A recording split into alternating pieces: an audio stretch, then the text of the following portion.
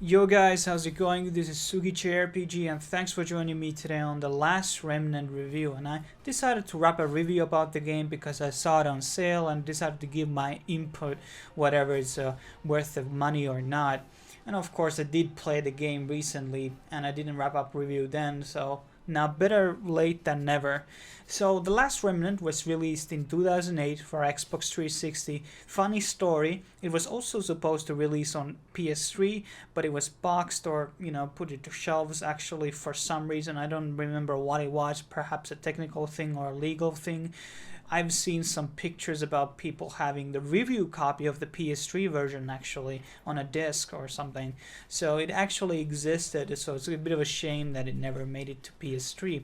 But this review will be based on, of course, for the PC version, which was released in 2009, shortly after the 360 version. And the 360 version had a lot of issues, such as because the game was based on Unreal Engine 3. It was actually the first Square Enix game to be developed on Unreal Engine 3. And the game just had too many graphical problems and low frame rates in 360 among very long loading times.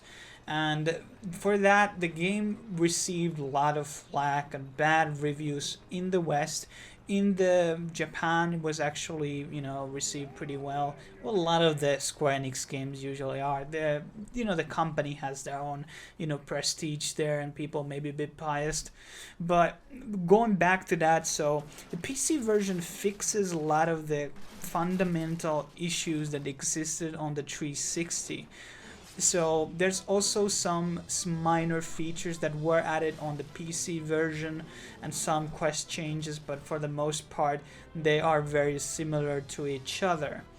And the game itself, because the reason why they pulled the Unreal Engine 3 is because the union system in the game, which is the battle system. So you have instead of a one character they usually had in these active time battle turn-based JRPGs, you have this group or the union, which consists, I think, up to 5 people, which will move like kind of automatic. A lot of the game is very automatic, so you will be having not that many decisions in the game. You are able to change the unions and who are the leaders. The leaders can have different type of ultimate abilities, which vary from summons to area effect abilities, which are really powerful. And there are some others too, like I think there was a mass heal or mass revive was one of them.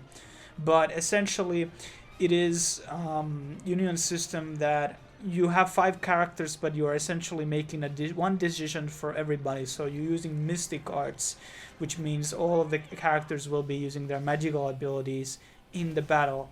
And there's this like a mana type of equivalent, I think it was called SP, and this is like the resource which the whole union uses. So not all of the characters will be using like the mystic arts or the combat arts, depending on how much points you have. So some of them will be doing normal attacks and etc. Then there's a chaining system in the game where you can hit the button. So if you're playing on a controller, you hit the X and the character can counter attack or block attack or chain attack for do extra damage or do an additional like attack. And the game also lets you like choose equipment for the main character, I think. And yeah, some of the battle leaders, some characters will ask items during after the combat or the battles end. There will be item drops and they will be asking those items, and if they get certain ingredients they will automatically equip their items. And also if you get items from chests or quests, they might ask them for themselves. It's a bit of flawed systems, but there's a lot of ways around it, and for the most part it works. It has some bugs and glitches. But just to really summarize the battle thing, which is fairly interesting and unique compared to other JRPG games that I've played in the past, it does have so much RNG, random number generated, if you don't know. So there are some battles that look like really this is gonna be something that I will be winning, and then suddenly some like RNG streak happens and you will be fucked, totally fucked. and sometimes you just had to go through certain battles and boss battles multiple times to hope the RNG really goes your way. And that was probably most annoying part about the game, that it was so mercilessly RNG sometimes, and some of the fights were like really hard. Even if you grinded the characters a lot and got a lot of good equipment and hard characters, you still sometimes had these issues with the RNG, which the bosses will just kick your ass. And then there's this battle rank system, which is kind of like the universal level of the characters, and this will affect some of the bosses inside the game, and they will become stronger as your battle rank goes higher. Not necessarily the best system in such a hard game, but you know, it's a really difficult game, so if you're looking for challenge, this might be the game for you. And let's talk about the story elements and some of the other stuff. Okay, let's talk the story now. So the story is pretty straightforward. It's about main character is called Rush Sykes and her sister Irina Sykes. And Irina goes missing, and Rush pretty much, you know, tries to find her. She's kidnapped, and then Rush gets involved with this guy named David, or as they say, David, who is this king, or I guess the title is Marquis of a city. And then they kind of like join forces to find Irina and like fight evil and stuff like that. It's a very streamlined and very normal JRPG story. The characters aren't like superbly interesting. The story isn't super complex.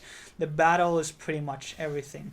There's also fairly amount of these quests in the game, which are like side quests that are able to be completed in just certain parts of the game, varying from, well, usually all of them involve fighting, some of them involve buying certain items, and when you complete these certain quests you will get these different formations, and the formations are something that you can equip to unions. They can be anywhere from defensive to offensive, and you know, there's a lot of like hidden depth inside the game. I recommend checking out walkthroughs about whole systems, about the statistics and all the arts, and you know, all the whole mechanics of the game. It's quite depth actually.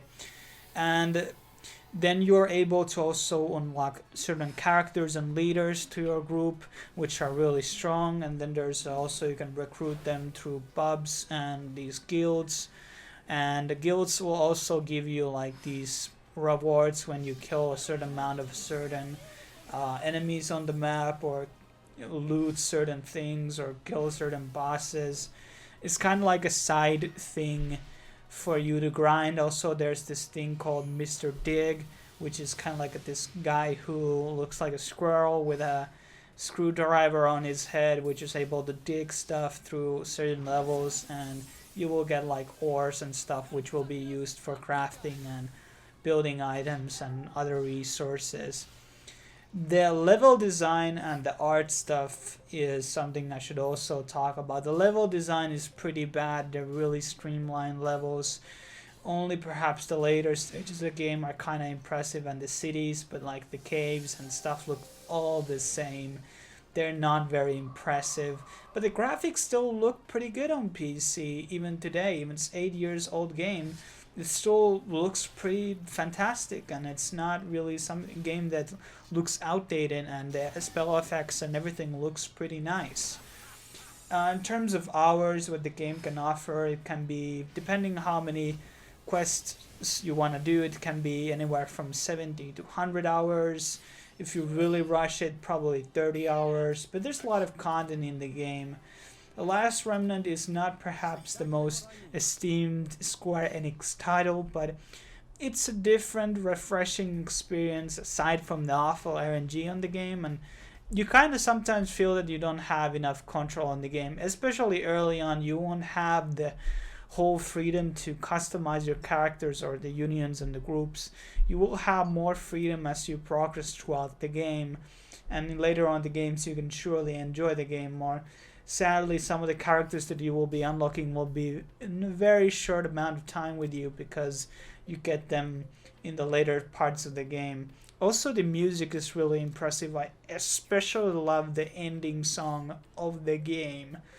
But to really summarize, my thoughts, combat is pretty good aside from the RNG. There's not that much of compelling aspects to the story, except there's a very huge twist in the end of the game. The graphics still really look good. There's a good control system if you're playing on an Xbox controller on PC. I really suggest doing that. There's a lot of hours to put into it. There's also a plus new game system which lets you have some of the items and systems and levels keeping from your old save to the next one, which is also pretty cool if you want to play it again, which I suggest because there's some quests that you maybe missed throughout your first playthrough. But the game is really cheap on Steam or whatever place you buy it from, so it's not really expensive for the money compared to the hours you will be getting. It's a pretty good deal. But thanks for watching this video, and I will see you guys hopefully on the next video if you stay subscribed to my channel. Cheers.